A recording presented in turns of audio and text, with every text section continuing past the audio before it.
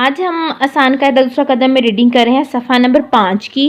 और यहाँ पे है आ यानी कि मुसव्वत जो है ना, मुसव्वत हमने कल मुसव्वतें की थी, उसकी फर्स्ट है आ के 2 हरफी अल्फाज। ठीक है, यहाँ पे देखें 2 हरफी अल्फाज उन्होंने दिए हुए हैं। ठीक है, सबसे पहले है यहाँ पे ब, इसकी आवाज़ पढ़ेंगे ब और अलीफ की आवाज़ पढ़ेंगे आ। ब आ बा, ब आ बा, ब आ बा। नेक्स्ट देखें प आ पा, प आ पा, प आ पा। ते की क्या आवाज़ है जी, त आ ता,